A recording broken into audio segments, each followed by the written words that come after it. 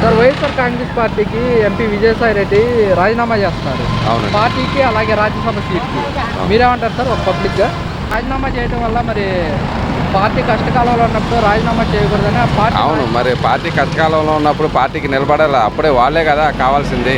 అంతేగాని పార్టీ బాగున్నప్పుడు ఏముంది? పార్టీ బాగున్నప్పుడు ఎవరైనా ఉంటారు. పార్టీ కష్టకాలంలో ఉన్నప్పుడు నిలబట్టాలి, కానీ ఇప్పుడు పార్టీ కొద్దిగా వీక్ అయిందని చెప్పేసి రాజీనామా చేయకూడదు కదండి.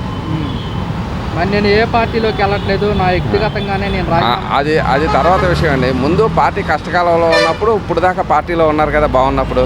కష్టకాలంలో ఉన్నప్పుడు ఎవరైనా స్నేహితులైనా ఎవరైనా కష్టకాలంలో ఉన్నప్పుడే మనం నిలబడాలి కదండి. లేనప్పుడు ఇంకా వాళ్ళు ఇప్పుడు దాకా ఉండడం ఎందుకు? అప్పుడే రాజీనామా చేయొచ్చు కదా.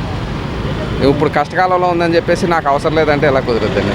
ఎలా? అది కరెక్ట్ అయినా అసలు నేను వ్యక్తిగతంగానే చేస్తాను, ఎవరే బలాంతం. అవునండి, ఎవరైనా వ్యక్తిగతంగానే కదా వచ్చేది. ఇదే ఉంది, దానిదే ఉంది. ఎవరైనా ప్రతి దాని విషయంలోనూ వ్యక్తిగతంగానే వస్తూ ఉంటారు. అంతేకాని